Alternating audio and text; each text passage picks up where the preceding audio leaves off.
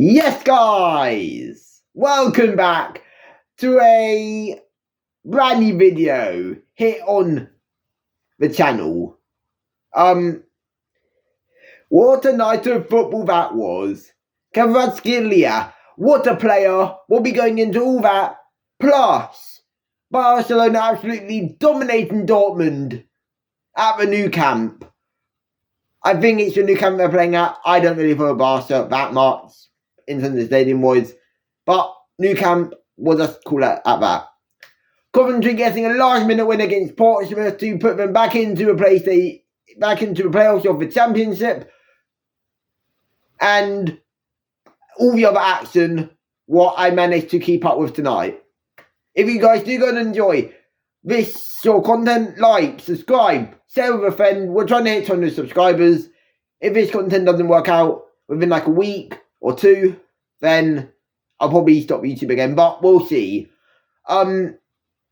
Yeah, so let's start off with my main focus of tonight, which was PSG winning 3-1 at home to Aston Villa. Aston Villa went in the lead after an amazing goal by Morgan Rogers. And that was lovely set up, to be fair. And then just under 4 minutes later, PSG with a lovely goal by Doue. What a player he is. He is one for the making. He is such a top young player, 19 years old. That's 5 goals in the last 4 games for PSG for him now, to put them 2-1 up. I mean, Kvara, what a fucking player. What a player. Totally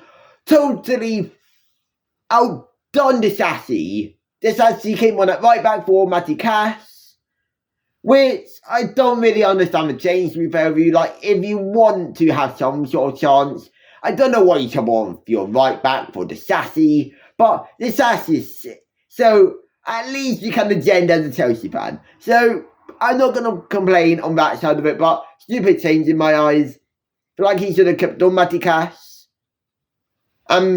Probably bought on Ollie Watkins earlier. I don't know why Unai Emery made the change so late, but it is what it is. But yeah, Kvara totally outdone Disassi. Sent him to the shops. Got the milk, but he actually never came back on the pitch somehow. So, yeah, he just got sent. I mean, oh my gosh. The shot rifled into the top of the net. Just skimmed the top, hit the top right. What a finish, though. 2-1 PSG. I mean, if you think stuff couldn't get any worse, in his Dockers time, Nuno Mendes, what a fullback he is. What a left back. Lovely shot, just over the goalkeeper. Totally outdone SB Konza to make it 3-1 PSG going into the second leg at Villa Park next week. That was such a good game to watch. I watched that all night.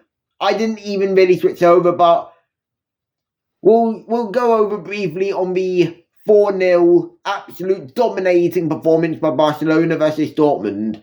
Dortmund really didn't have a sniff. They were pretty shit. Chukwuemeka was the best player in a 4-0 defeat.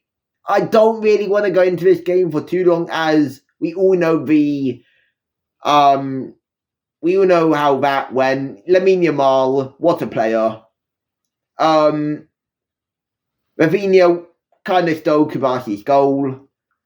Lewandowski, best striker in the world. I don't care what you say. He is the best striker in the world. 41 goals this whole season alone. 36 years old. Not even retired yet. Still doing it at the top levels of Europe. Whilst you have Messi and Ronaldo in fucking Saudi Arabia and America. Just balling out in lower level leagues. MLS, Saudi Pro League. Lewandowski, best striker in the world. Huge respect for him. He's had an amazing career. And he's not going to retire at the end of this season, but I'm going to guess next season, if anything. Or he goes till he's 40. I'm going to guess next season is his last, though, because he'll be 38. I don't think he'll want to go for too much longer. But you never know, really. Coventry,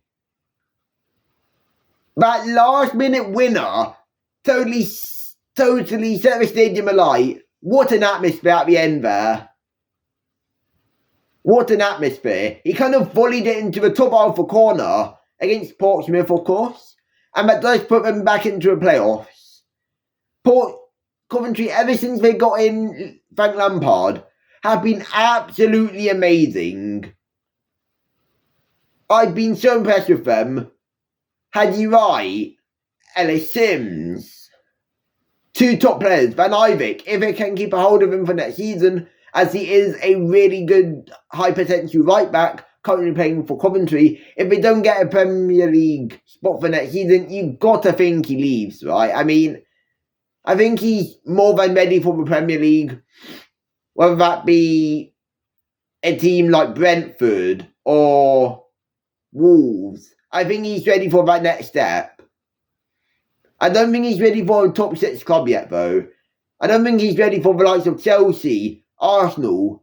Sadly, I had to say Arsenal, but non-biased here.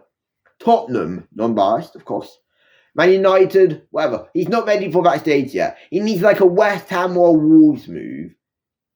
That's if they don't get Premier League football. I think he will force a way out, because Van Ivik should be the type of right back to be playing top level football. I think he should be. No questions asked.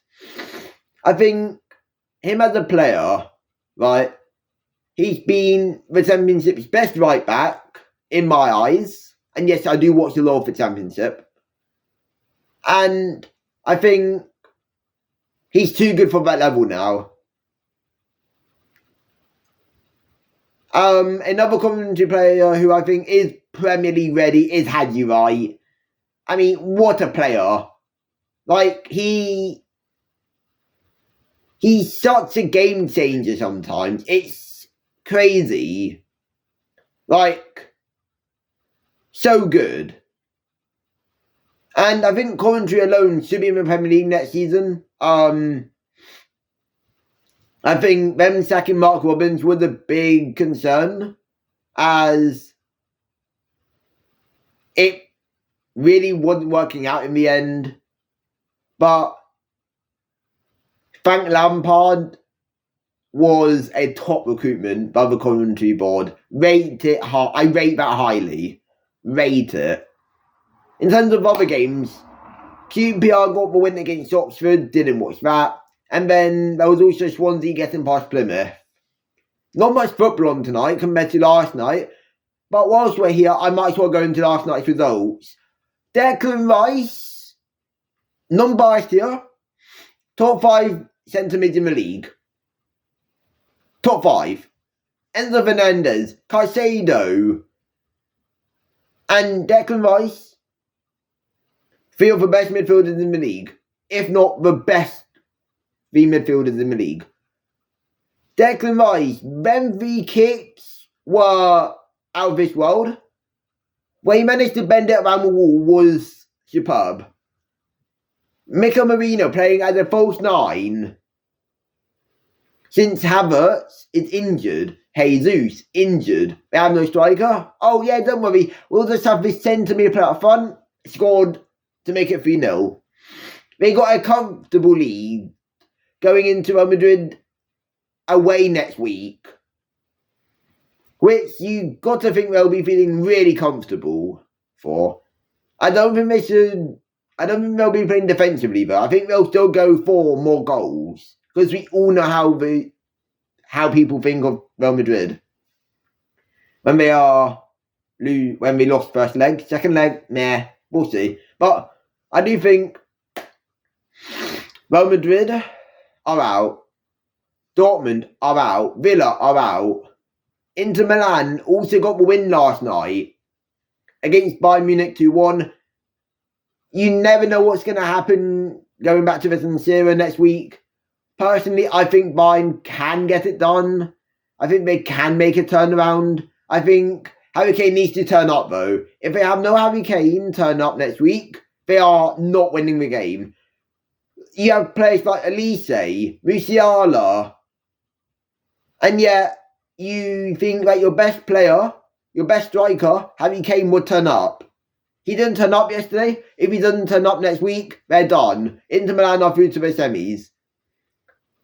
I think going into the semi-finals, right, it's very simple.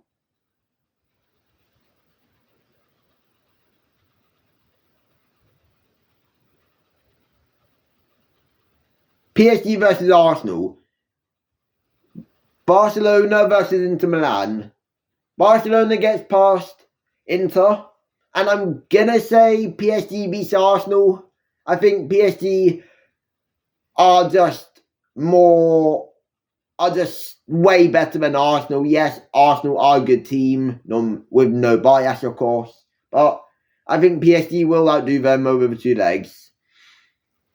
PSG versus Barcelona final. And I'd probably have to say Barcelona wins it. On pens. I don't think it to be a stroll in the park. I don't think it to be a game what gets done within 90 minutes. I think it will be done within 120 plus penalties.